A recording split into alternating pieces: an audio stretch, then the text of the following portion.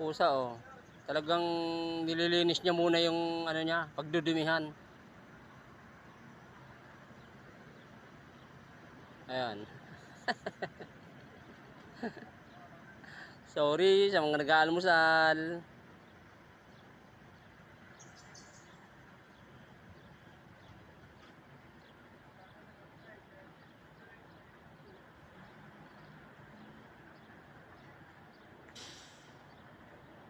Tapos titingnan natin kung tatabunan ng pusa yan.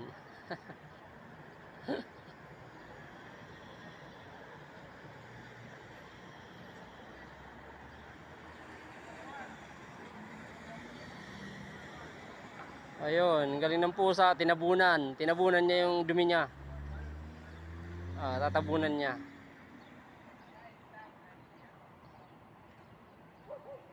Ayan, tinabunan niya mga idol. Tinabunan yung kanyang dumi. Oh.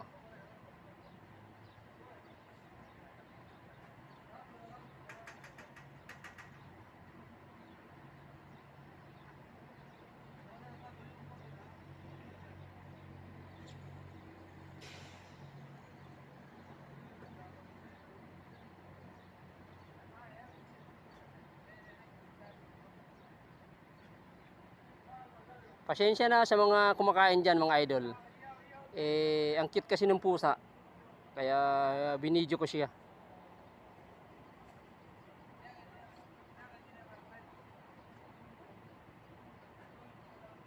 Hindi siya makatawid sa highway. Hindi siya makatawid sa highway mga idol kanina. Ayan oh.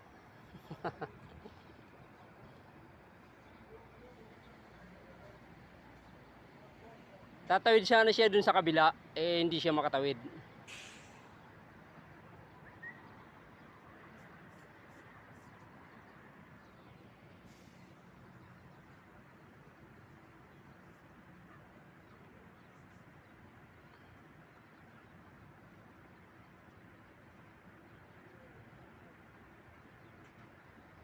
Nandito ako sa highway mga idol. Papunta kami ni Bok sa dagat. Ganun lagi tuwing Friday. Bumibili pa si Bok ng aming makakain pagdating sa tabing dagat.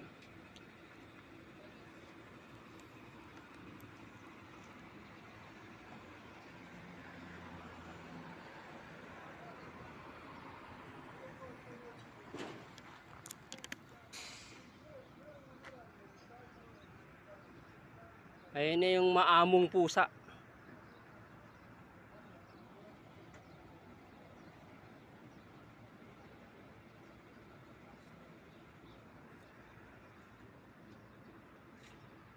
Yung pusa mga idol, pagka dumumi sila, talagang tinatabunan nila. Naghahanap sila ng lugar na pwedeng dumihan, tapos yung mahuhukay nila. Tapos pagkatapos nilang dumumi, so tinatabunan nila. Hindi kagaya ng aso, basta na lang dudumi. Kaya bahala na si Batman, bahala na yung makakaapak.